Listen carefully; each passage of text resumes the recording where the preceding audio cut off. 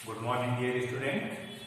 आज एनसीईआरटी की 12th physics first chapter जो कि हमारा स्थिर विद्युत से रिलेटेड है, इलेक्ट्रोस्टैटिक्स से रिलेटेड है, उसका एक टॉपिक हम देख रहे हैं यहाँ पर।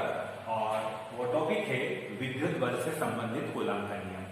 कूलाम वह वैज्ञानिक थे जिन्होंने विभिन्न प्रकार के आवेशों के बीच आकर्षण और प्रतिकर्षण बल का अध्ययन किया तथा अपने जो निष्कर्ष थे उन्हें एक रूल बना करके प्रस्तुत किया, और उन्हीं निष्कर्षों को हम कूलाम का स्थिर विद्युत बल से संबंधित नियम के रूप में यहाँ पर देखते हैं।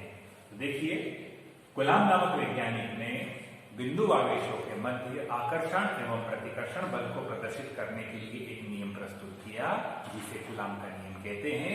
स्टेटमेंट हम देख रहे हैं इस नियम का। किन्हीं भी दो बिंदु आवेशों के मध्य लगने वाला बल दोनों प्रकार का हो सकता है, आकर्षण भी हो सकता है, प्रतिकर्षण भी हो सकता है।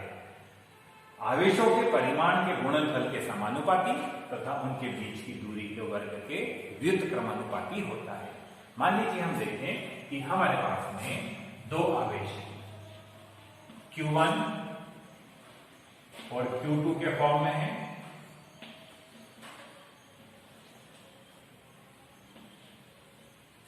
और उनके बीच की दूरी स्मॉल r है। अब हम यहां पर अप्लाई करते हैं रूल हमारा कूलाम का नियम। तो हम देखते हैं फर्स्ट लाइन, आवेशों के परिमाण के गुणनफल के समानुपाती। तो हमने बताया F is proportional to Q1 into Q2। Second हमने बताया बीच की दूरी के वर्ग के व्युत्क्रमानुपाती। डायग्राम में हम देख रहे हैं दोनों के बीच की दूरी r है और इस r का हमने स्क्वायर कर दिया, तो ये हमने दूरी के वर्ग के व्युत्क्रमानुपाती किया। F समानुपाती Q1 Q2 और F व्युत्क्रमानुपाती r स्क्वायर। यदि हम इन दोनों रिलेशन को कंबाइन कर देते हैं तो हमें एक नया फार्मूला हमें बनता है F is proportion to Q1 Q2 upon r square. और प्रोपोर्शन को हम हटाएंगे तो यहां पर हमें एक कांस्टेंट प्लेस करना होगा, दैट इज स्मॉल k। तो F is equal to k, then Q1 Q2 upon r square. ये कूलाम के नियम का गणितीय व्यंजक है। F बराबर पर k, Q1 Q2 upon r square. k हम देखते हैं कांस्टेंट है, नियतांक है, जिसका मान मापन की पद्धति और माध्यम पर निर्भर करता है। तो देखिए स्टूडेंट, जैसा कि हम जानते हैं कि एक नियतांक है जिसका मान मापन की पद्धति और माध्यम पर निर्भर करता है। तो यहाँ इस फार्मूले को हम दो रूप से आगे देखेंगे, दो अलग अलग प्रकार की मापन की पद्धतियां और उनमें प्रयुक्त किए जाने वाले दो अलग अलग प्रकार के माध्यम। सबसे पहले हम देखते हैं सीजीएस पद्धति में। पहली कंडीशन हमने डाली वायु या निर्वात के लिए। यदि सीजीएस मापन की पद्धति है, वायु या निर्वात हमने लिया हुआ है, तो स्मॉल k की वैल्यू होती है 1। जब 1 को हम रिप्लेस करते हैं फार्मूले में तो फार्मूला बनता है F is equal to Q1 Q2 upon r square. और चूंकि फोर्स है, बल है, और हम जानते हैं बल का सीजीएस पद्धति में मात्रक डाइन होता है। ये हमारा पहला फार्मूला था, ये हमने सेकंड फार्मूला बनाया।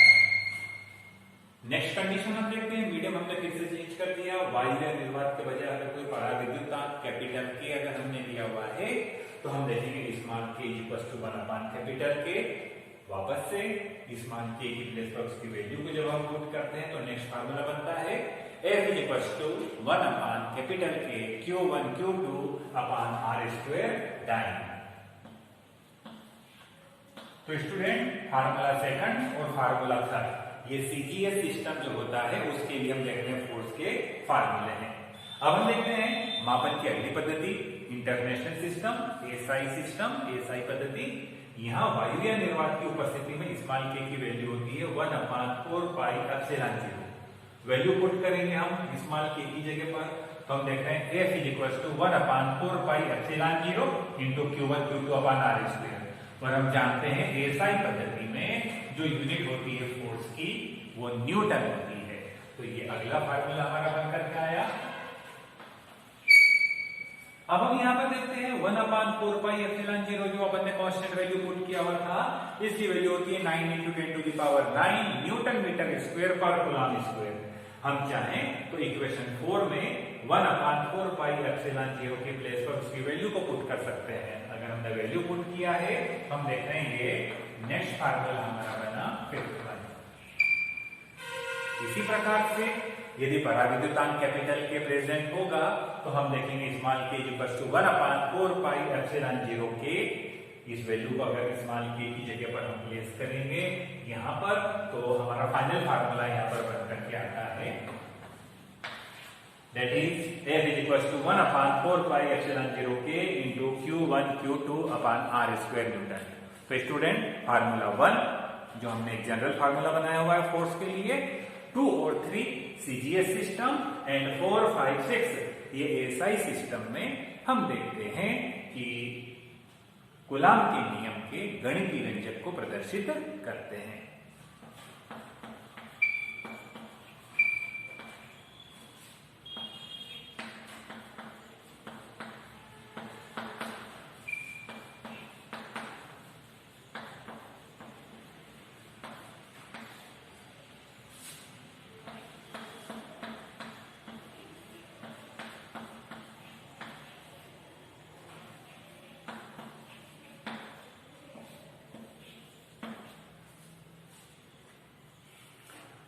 कूलॉम के नियम के आधार पर हम एकांक आवेश की व्याख्या कर सकते हैं। फार्मूला हम यूज कर रहे हैं F = 9 × 10⁹ Q1 Q2/r²। हम देखते हैं यहां पर यदि दोनों आवेश सिमिलर हैं जिन्हें 1 मीटर की डिस्टेंस पर हमने रखा हुआ है और यदि इस कंडीशन में उनके बीच में जो फोर्स लग रहा है वह 9 × 10⁹ न्यूटन है, तो इन सारी वैल्यू को हम पुट कर देते हैं फार्मूले में। एक के प्लेस पर हमने लिखा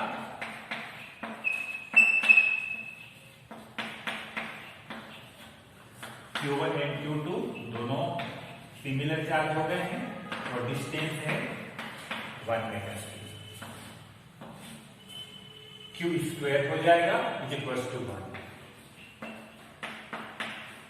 R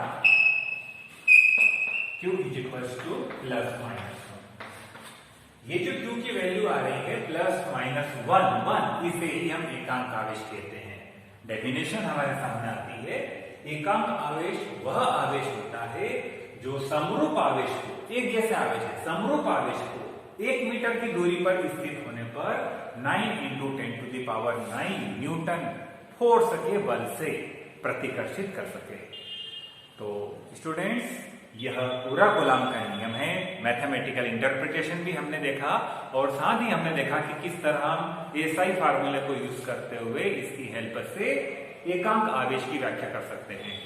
डियर स्टूडेंट, आपको वीडियो लेक्चर हमारा पसंद आया हो तो इसे अवश्य लाइक कीजिए, साथ ही अपने सभी दोस्तों में इसे शेयर कीजिए और अगर आपने अब तक हमारी चैनल को सब्सक्राइब नहीं किया है तो प्लीज सब्सक्राइब कीजिए ताकि आपको सभी अपडेट तत्काल उपलब्ध हो सके। Thanks for watching. जल्द ही मिलेंगे नेक्स्ट वीडियो में इसी तरह step by step easy learning के साथ।